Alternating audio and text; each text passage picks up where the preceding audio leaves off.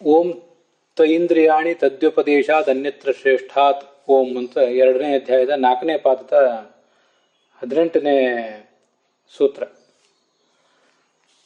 ಅದು ತೈಂದ್ರಿಯಾಧಿಕರಣ ಅಂತ ಆ ಅಧಿಕರಣದ ಹೆಸರು. ಅದರಲ್ಲಿ ಭೇದಶ್ರುತೆ ಅಂತ ಇನ್ನೊಂದು ಸೂತ್ರ ಇದೆ, ವೈಲಕ್ಷಣ್ಯಾತ್ ಅಂತ ಮತ್ತೊಂದು ಸೂತ್ರ ಇದೆ. ಇಷ್ಟು 3 ಸೂತ್ರಗಳನ್ನು ಒಳಗೊಂಡಂಥ ಅಧಿಕರಣ ಅದು.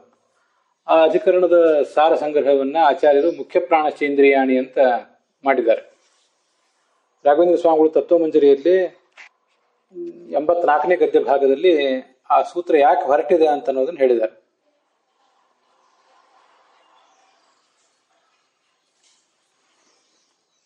ನನು ಅಥಾಪಿ ಪ್ರಾಣಾವ ಇಂದ್ರಿಯಾಣಿ ಪ್ರಾಣಾಹೀದಂ ದ್ರವಂತಿ ಅಂತ ಈ ವೇದವಾಕ್ಯಗಳನ್ನು ಅಲ್ಲಿ ತಗೊಂಡಿದ್ದಾರೆ. ಮೂಲದಲ್ಲಿ ಆ ವೇದವಾಕ್ಯಗಳಿವೆ.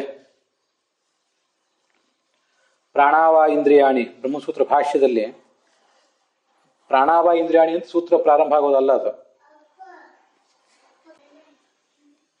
ಅಥ ಇಂದ್ರಿಯಾಣಿ ಪ್ರಾಣಾವ ಇಂದ್ರಿಯಾಣಿ ಪ್ರಾಣಾಹೀದಂ ದ್ರವಂತಿ ಅಂತ ಈಗ ಮೂಲ ಶ್ರುತಿ. ಅದು ಪೌತ್ರಾಯಣ ಶ್ರುತಿ ಅಂತ ಶ್ರುತಿಯ ಹೆಸರು.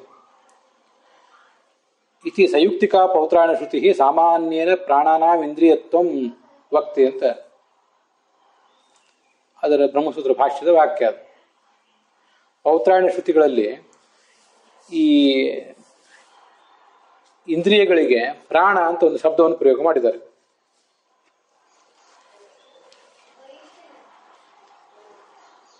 ಈ ಪ್ರಾಣ ಎಂಬ ಶಬ್ದದಿಂದ ವಾಚ್ಯರಾದವರು ಯಾರು? ಇಂದ್ರಿಯಗಳು ಆಗಬಹುದು, ಮುಖ್ಯ ಪ್ರಾಣನೂ ಕೂಡ ಆಗಬಹುದು. ಆದ್ದರಿಂದ ಪ್ರಾಣ ಶಬ್ದ ವಾಚ್ಯನಾದಂತಹ ಮುಖ್ಯ ಪ್ರಾಣನನ್ನು ಇಂದ್ರಿಯಗಳ ಜೊತೆಗೆ ಸೇರಿಸಿದ್ರೆ ಒಟ್ಟು 13 ಇಂದ್ರಿಯ ಆಗ್ತವೆ. 5 ಕರ್ಮೇಂದ್ರಿಯ, 5 ಜ್ಞಾನೇಂದ್ರಿಯ, ಮನಸ್ಸು, ಬುದ್ಧಿ ಮತ್ತೆ ಮುಖ್ಯ ಪ್ರಾಣ ಇಷ್ಟು ಸೇರಿಸಿದ್ರೆ 13 ಆಗ್ತವೆ. ಹೀಗೆ ಒಟ್ಟು 13 ಇಂದ್ರಿಯಗಳು ಕಂಡು ಬರ್ತವೆ. ಸಂಯುಕ್ತಿಕಾ ಶ್ರುತಿ, ಆ ಶ್ರುತಿ ಅಂತ ಅನ್ನೋದು ಪೌತ್ರಾಯಣ ಶ್ರುತಿ ಅನ್ನೋದು ಯುಕ್ತಿಯನ್ನು ಒಳಗೊಂಡಿದೆ. ಯಾಕೆಂದ್ರೆ ಪ್ರಾಣಾಹಿ ಇದಂ ದ್ರವಂತಿ, ಎಲ್ಲ ಇಂದ್ರಿಯಗಳು ಕೂಡ ಇದಂ ಈ ವಿಷಯದ ಕುರಿತು ವಿಷಯದ ಕಡೆಗೆ ದ್ರವಂತಿ ಧಾವಿಸ್ತವೆ. ಆದ್ದರಿಂದ ಇಂದ್ರಿಯಗಳನ್ನೇ ಪ್ರಾಣ ಅಂತ ಹೇಳೋದು. ಇದು ವಿಷಯ ಪದಾರ್ಥಗಳ ಕಡೆಗೆ ಧಾವಿಸುವುದರಿಂದ ಅದಕ್ಕೆ ಇಂದ್ರಿಯ ಅಂತ ಹೆಸರು. ಸಾಮಾನ್ಯನ ಪ್ರಾಣನಾಮ ಇಂದ್ರಿಯತ್ವ ಮುಕ್ತಿ, ಎಲ್ಲಾ ಪ್ರಾಣಗಳಿಗೂ ಅರ್ಥಾತ್ ಇಂದ್ರಿಯಗಳಿಗೂ ಮುಖ್ಯ ಪ್ರಾಣನಿಗೂ ಇಂದ್ರಿಯ ಶಬ್ದ ವಾಚ್ಯತ್ವವನ್ನು ಅದು ಹೇಳ್ತಾ ಇದೆ. ಇಂದ್ರಿಯ ಅಂದ್ರೆ 5 ಕರ್ಮೇಂದ್ರಿಯ, 5 ಜ್ಞಾನೇಂದ್ರಿಯ, ಮನಸ್ಸು, ಬುದ್ಧಿ ಮಾತ್ರ ಅಲ್ಲ, ಮುಖ್ಯ ಪ್ರಾಣನನ್ನು ಇಂದ್ರಿಯ ಅಂತ ತಗೊಳ್ಬಹುದು ಅಂತ ಅಲ್ಲಿ ಕಾಣಿಸ್ತದೆ ನಮ್ಗೆ. ಅದನ್ನಿಲ್ಲಿ ತತ್ವಮಂಜರಿಯಲ್ಲಿ ನನು ಅಥಾಪಿ ಪ್ರಾಣಾವ ಇಂದ್ರಿಯಾಣಿ ಪ್ರಾಣಾಹಿ ಇದಂ ದ್ರವಂತಿ ಇತಿ ಸಾಮಾನ್ಯತಃ. ಸಾಮಾನ್ಯತಃ ಅಂದ್ರೆ ಮುಖ್ಯ ಪ್ರಾಣನಿಗೂ ಇಂದ್ರಿಯಗಳಿಗೂ ಅನ್ವಿತ ಆಗುವಂತೆ. ಸಾಮಾನ್ಯತಃ ಮುಖ್ಯ ಪ್ರಾಣ ತದನ್ಯ ಪ್ರಾಣ ಮಾತ್ರ ಇಂದ್ರಿಯತ್ವ ಶ್ರುತ್ಯ.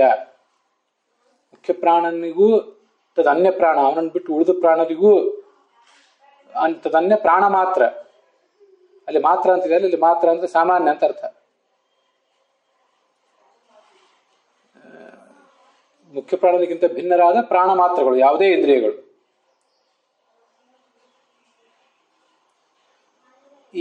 ಹೀಗೆ ಪ್ರಾಣ ಮಾತ್ರ ಅಂದ್ರೆ ಯಾವುದೇ ಇಂದ್ರಿಯಗಳು.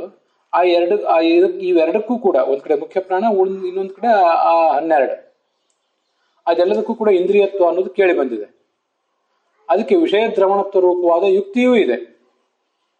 ಅದನ್ನೇ ಸಂಯುಕ್ತಿಕ ಅಂತ ಹೇಳಿದ್ದು ಬ್ರಹ್ಮಸೂತ್ರ ಭಾಷ್ಯದಲ್ಲಿ. ಈಗೊಂದು ಯುಕ್ತಿಯಿಂದ ಕೂಡಿದೆ ಈ ಶ್ರುತಿ. ಒಂದ್ ಕಡೆ ಈ ಶ್ರುತಿಯನ್ನು ಇಟ್ಕೊಳ್ಳೋಣ, ಯುಕ್ತಿಪೇತ ಅಸ್ತಿ ಅಂತ ವಾಕ್ಯವನ್ನ ಚಿನ್ನ ಮಾಡ್ಕೊಳ್ಳೋಣ. ಮುಂದೆ ದ್ವಾದಶೈವೇಂದ್ರಿಯಾಣಿ ಆಹುಹು ಮನೋಬುದ್ಧಿ ದ್ವಾದಶೆ ಅಂತ ಮತ್ತೊಂದು ಕಾಷಾಯಣ ಶ್ರುತಿ ಅಂತಿದೆ. 12 ಇಂದ್ರಿಯಗಳು ಅಂತ ಹೇಳ್ತಿದೆ ಅದು. 5 ಕರ್ಮೇಂದ್ರಿಯ, 5 ಜ್ಞಾನೇಂದ್ರಿಯ, ಮನಸ್ಸು, ಬುದ್ಧಿ ಸೇರಿ 12 ಅಂತ ಅದ್ರ ತಾತ್ಪರ್ಯ. ಇದಕ್ಕೆ ಯುಕ್ತಿ ಇಲ್ಲ. ಇದು ಇನ್ ಜನರಲ್ 12 ಅಂತ ಹೇಳ್ತಿದೆ. ಅದು ಹೆಚ್ಚು ಸಾಮರ್ಥ್ಯ ಪಡೆದಿದೆ ಆ ಮೊದಲನೇ ವೇದವಾಕ್ಯ. ಯಾಕೆಂದ್ರೆ ಮುಖ್ಯ ಪ್ರಾಣನೂ ಕೂಡ ವಿಷಯವನ್ನು ಕುರಿತು ಧಾವಿಸ್ತಾನೆ. ತಾನು ವಿಷಯವನ್ನು ಕುರಿತು ಧಾವಿಸಿ ವಿಷಯವನ್ನು ಅನುಭವಿಸಿ ನಮಗೂ ಕೂಡ ಅವನು ವಿಷಯವನ್ನು ಅನುಭವಿಸಲಿಕ್ಕೆ ಶಕ್ತಿ ಕೊಡ್ತಾನೆ. ಆದ್ರಿಂದ ಅವನು ಪ್ರಾಣ ಆಗಲೇಬೇಕು, ಇಂದ್ರಿಯ ಆಗಲೇಬೇಕು. ಅವನು ಕೂಡ 13 ಇಂದ್ರಿಯ ಅಂತ ಅಲ್ಲಿದೆ, 12 ಇಂದ್ರಿಯ ಅಂತ ಇಲ್ಲಿದೆ. ಹೀಗೆ ದ್ವಾದಶೇಂದ್ರಿಯಾಣ್ಯಾಹು ಮನೋಬುದ್ಧಿ ದ್ವಾದಶ ಇತಿ ಶ್ರುತೋರ್ ಅಂತಿದೆ, ಅದು ಶ್ರುತೇರ್ ಅಂತ ಆಗ್ಬೇಕು. ಶ್ರುತೇರ್ ವಿರುದ್ಧತ್ವೇನ ದ್ವಾದಶೇಂದ್ರಿಯಾಣ್ಯಾಹು ಅನ್ನುವ ವೇದವಾಕ್ಯಕ್ಕೆ ಹಿಂದೆ ಬಂದ ವೇದವಾಕ್ಯದಿಂದ ವಿರೋಧ. ಯಾಕಂದ್ರೆ ಅದು ಯುಕ್ತಿ ಸಮೇತವಾಗಿದೆ. ಪೌತ್ರಾಯಣ ಶ್ರುತಿಯಿಂದ ಕಾಷಾಯಣ ಶ್ರುತಿಗೆ ವಿರೋಧ ಬಂತು. ಅದರಿಂದ ಅಮಾನತ್ವ ಅಪ್ರಾಮಾಣ್ಯ ಬಂತು ಅಂತ ಪ್ರಶ್ನೆ. ಅದಕ್ಕೆ ತೈಂದ್ರಿಯಾಣಿ ತದ್ವ್ಯಪದೇಶ ಅನ್ನುವಂಥ ಈ ವೇದವಾಕ್ಯ, ಈ ಸೂತ್ರ ಹೊರಟಿದೆ.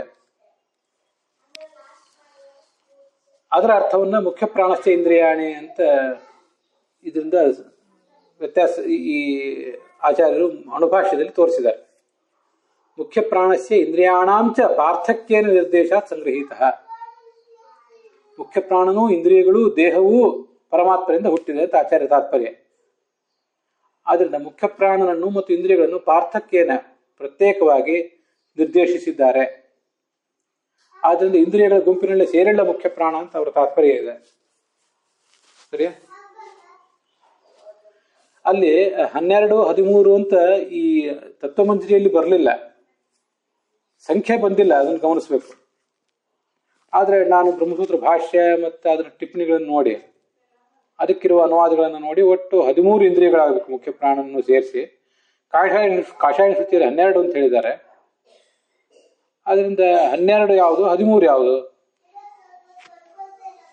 ಹಾಗಾದ್ರೆ 12 ಅನ್ನೋದಕ್ಕೆ ಏನರ್ಥ, 13 ಅನ್ನೋದಕ್ಕೆ ಏನರ್ಥ ಅನ್ನೋದನ್ನೆಲ್ಲ ವೇದವ್ಯಾಸರು ತೈಂದ್ರಿಯಾಣಿ ಅಂತ ಇಲ್ಲಿ ಸ್ಪಷ್ಟಪಡಿಸಿ ತೋರಿಸಿದ್ದಾರೆ. ಆದ್ರಿಂದ 12, 13 ಅಂತ ಇಟ್ಕೊಂಡು ಬಿಟ್ರೆ ನಮಗೆ ವಿರೋಧ ಸ್ಪಷ್ಟ ಆಗ್ತದೆ, ಪೌತ್ರಾಯಣ ಶ್ರುತಿಗೂ ಕಾಷಾಯಣ ಶ್ರುತಿಗೂ.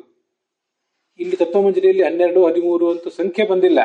ದ್ವಾದಶೇಂದ್ರಿಯಾಣಿ ಅನ್ನೋಲ್ಲಿ ದ್ವಾದಶ ಅಂತ ಬಂದಿದೆ, ಹಿಂದೆ 13 ಅಂತ ಬಂದಿಲ್ಲ. ನಾವು ಅದನ್ನು ತಿಳ್ಕೋಬೇಕಷ್ಟೇ. ಸಾಮಾನ್ಯತಃ ಮುಖ್ಯ ಪ್ರಾಣ ತದನ್ಯ ಪ್ರಾಣ, ತದನ್ಯ ಪ್ರಾಣ 12, ಮುಖ್ಯ ಪ್ರಾಣ ಸೇರಿಸಿದ್ರೆ 13 ಅಂತ ನಾವು ತಿಳ್ಕೋಬೇಕಷ್ಟೆ. ಅದಕ್ಕಾಗಿ ಈ ಸೂತ್ರ ಹೊರಟಿದೆ ಅಂತ ತಾತ್ಪರ್ಯ. ಅಲ್ಲಿಗೆ ಇವತ್ತಿನ ಈ ಭಾಗ ಸಮಾಪ್ತವಾಗಿದೆ.